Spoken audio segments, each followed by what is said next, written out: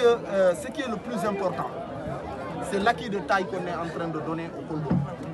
Il n'est pas important d'avoir certainement des responsabilités ou attendre d'avoir les responsabilités pour penser à accompagner les populations. Et aujourd'hui, vous qui êtes là, vous savez que nous sommes dans tous les secteurs d'activité. Ce n'est pas que cette activité-là. Dans le domaine de la santé, nous sommes présents. Dans le domaine de l'éducation, récemment, nous avons fait plus de 6 000 kits scolaires. Et j'en passe. Donc, c'est des activités ciblées pour les populations. Et qu'à cela ne tienne, c'est les populations qui décident de notre destin. Nous ne sommes pas de ceux qui demandons. Nous attendons l'appel et nous répondrons. Inch'Allah. Et nous pensons qu'actuellement, le meilleur sentiment qu'on a, c'est un sentiment de joie, de satisfaction, que nos actions puissent toucher les populations. Parce que nous pouvions faire sans que personne ne nous accompagne ou nous encourage. Mais aujourd'hui, vous en êtes témoins. Vous avez vu, c'est spontané, c'est pas organisé. Nous savions qu'il y a des travaux et de manière symbolique, je devais m'y rendre. Sans mobilisation aucune, les gens sont sortis pour nous accompagner. Et c'est ce qui nous encourage. C'est ce qui fait qu'on ne reculera devant rien du tout. Nous sommes engagés à accompagner les populations koldoises. Nous sommes engagés à décliner des ambitions pour cette région, pour qu'elle sorte des ténèbres dans lesquelles cette région est. Kolda est toujours cité comme dernier. Et vous pensez que ça ne nous fait pas mal? Ça nous fait très mal. Donc à partir de ce moment-là, nous savons que nous devons, à travers nos actions, à travers notre posture, monter et faire en sorte que Kolda soit debout et que le vent du changement souffle dès à présent. On ne pas pour régler, mais nous essayons de participer parce qu'on est à l'ère de la gouvernance participative. Nous savons également que nous ne le faisons pas pour un gain personnel, parce que ce soit nos partisans ou d'autres formations politiques ou de mouvements ou associations, c'est eux qui vont en bénéficier. Nous le faisons pour Kolda.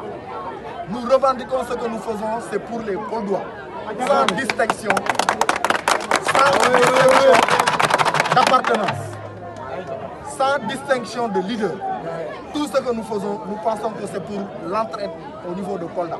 Parce que nous pensons également que Kolda a besoin de tous ses enfants, de tous ses fils, pour que nous puissions voir l'ère d'un Kolda développé ou l'ère d'un Kolda sorti des ténèbres. Il est inadmissible de penser qu'il y a des routes à Kolda pendant des années, des dizaines d'années, qu'elles soient impraticables, que même une moto ou un vélo ne puisse accéder. Nous pensons que c'est quelque chose qu'il faudrait que les gens se donnent à fond pour essayer de régler. Je suis Balde Abdourahmane, je suis Doura. Tey ñu ngi ci biir Dumassou ci suñuy activités yi ñu lancé woon ci nawet bi pour jàppale askan wi ci yoon yi nga xamante ni kenn mënu cee jaar ci yoon yi nga xamante ni askan wi bu ñu amee ku feebar dinañ am jafe-jafe lool pour évacuer ko que bu ambulance naroon dugg fenn day am jafe-jafe lool pour yegg si foofu. Donc ci initiative boobu ñu lancé woon nawet daan corona ak paludisme ñu ngi continuer di yëggali activités yi ak doomi gox yi nga xamante ni ñu ngi fay dem. Barki Dembo Ndiaye ñu ngi woon Medina Chérif ñu ngi woon ci yeneen yoon comme Bantangel tamit defoon nañ fa dara am lu ñu jot a def ci Gadapara am yeneen ak yeneen yoon ci Ilel ci Yobène du moins ñu am liñ ci jot a def. Donc tey ñu ngi ci biir Dumassou yoon yi nga xamante ne dara baaxu ci oto mënu cee accéder nit mënu cee yóbbu malaadam nit mënu cee dawal même moto.